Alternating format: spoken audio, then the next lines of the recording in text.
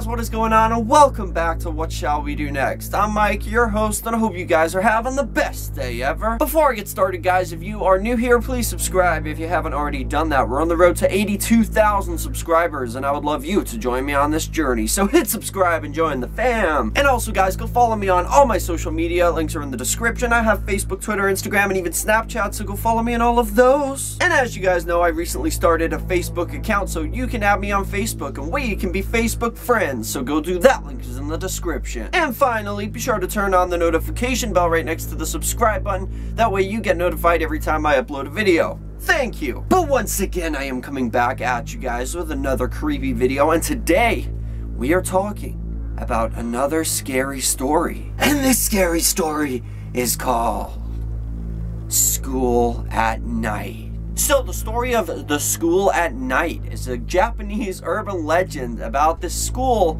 well, schools in Japan, which are believed to be haunted because they were built on top of old cemeteries. This urban legend is also sometimes known as the 7 Wonders of the School. But enough of the jibber jabber, let's get right over to the story.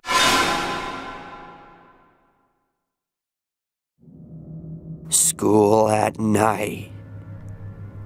Years ago, in Japan, there was an urgent need for new schools. There were rumors that the government needed to find cheap land on which they could build the schools. So they built them on the sites of old cemeteries. This gave rise to the rumors and gossip among kids that the schools were haunted. They say that if you go to your school at midnight, you will see and hear many strange things, like a candle floating across the school grounds, disembodied footsteps echoing down the halls, and statues with eyes that follow you as you pass by. In the science room, the anatomical skeleton comes alive. You hear the sound of an invisible ball bouncing in the gym, and you might even see a ghostly severed head flying around the classrooms. If you walk across the schoolyard, ghostly hands will emerge from below and try to drag you down. If you dig on the school grounds, you will unearth headstones and tombs. If you go swimming in the pool, ghostly hands will grab your legs and try to drown you. Old buildings will appear on the school grounds, and there are staircases that lead to nowhere. If you walk up them, you will disappear. They say that one stall in the toilets is haunted, and if you enter it, a rope will fall from the ceiling in the shape of a noose.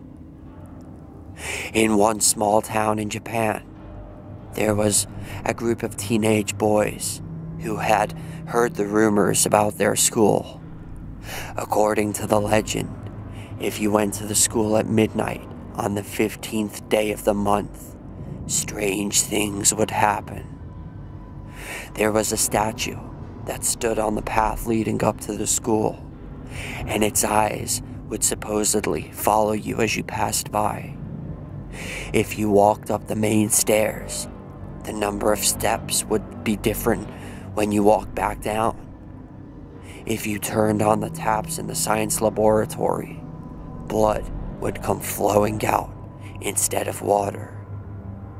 And if anyone dared to enter the last stall in the toilet on the ground floor, then that person would never be seen alive again. The boys decided to go to the school at night to test if the legends were true or if they were just stories. On the 15th day of the month, they sneaked out of their houses and met up at exactly midnight. There were 4 of them altogether. As they walked through the school gates and up the path, the boys stared at the statue, waiting for something to happen. The eyes of the statue were looking to the left, and even as the boys passed by, the eyes did not move an inch. So much for that stupid legend, one of the boys chuckled. They entered the school building and cautiously walked up the stairs, counting each step. 1, 2, 3. There were 13 steps in total. When they walked back down, there were still 13 steps. Another old wives' tale, said one of the boys. They made their way down to the corridor, to the science laboratory, and turned on all the taps.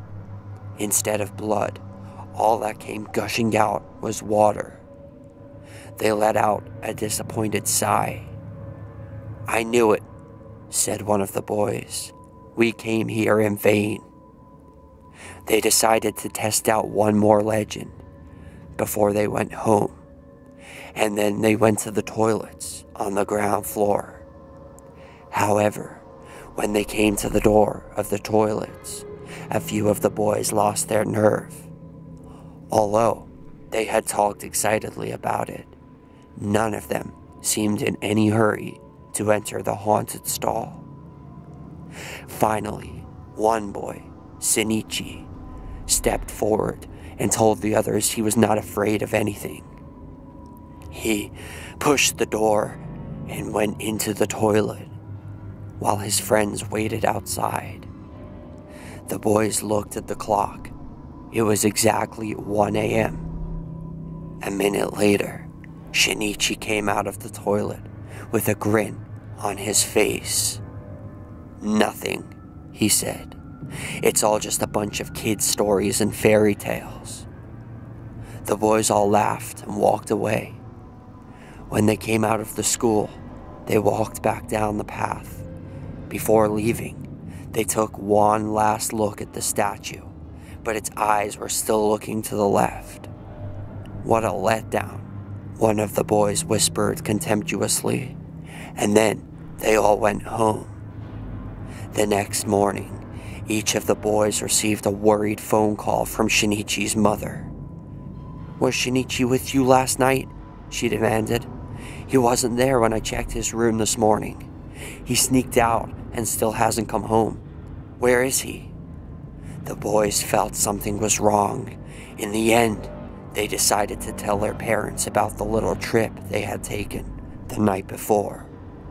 Their parents contacted the school principal, and soon the adults, the kids, and the principal were gathering outside the school. What are you saying? The school principal asked. You're talking the statue outside the school? The eyes of that statue have always looked to the right. But when we were here last night, they were looking to the left, one of the boys exclaimed. Entering the gate, they were all shocked to see that the eyes of the statue were indeed looking to the right. But what about the steps on the main staircase? One of the boys cried. They all quickly ran to the staircase and counted the steps. 1, 2, 3, 12. Yes, said the school principal. The staircase has always had 12 steps. When it was built, the architects made a mistake in the design. It was supposed to have 13 steps. That's impossible, one of the boys shouted. But what about the taps in the lab? Entering the science laboratory, they all looked at the sinks. Each one was caked with a dark red stain. The boys were numb with fear. But, what about Shinichi? One of the boys mumbled. He went into the toilet. Let's go and see, said the principal in a grave voice. They all gathered outside the toilets. The boys and their parents looked at each other nervously. The principal took a deep breath, reached out, and pushed the door. Shinichi's mother let out a blood-curdling scream and fainted. The others recoiled in horror, and some of them could not help vomiting all over the floor. The dead body of their friend Shinichi was hanging from the ceiling with a rope wrapped around his neck. His face was deathly pale, and his eyes were wide open, frozen in a look of horror. His throat had been cut from ear to ear, and all the blood had drained out of his body, covering the floor in a pool of dark red. His internal organs and intestines had been removed. They were sitting in a neat pile in the toilet.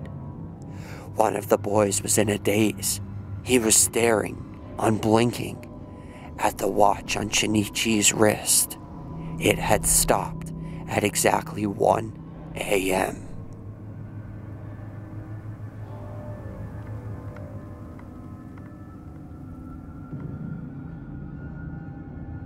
And that is the end of that. So this is a pretty creepy story, and I think it's very interesting, as usual. That's why I pick these stories, because I find them, like, when I'm reading them, some stories I get bored, some stories I really love, and this was one of the ones that I loved. But it leads me to the question, is this a true story? I mean, I'm pretty sure things like this are real. Like, when you got, like, a really ancient cemetery that's been built over with a school, there's bound to be paranormal activity.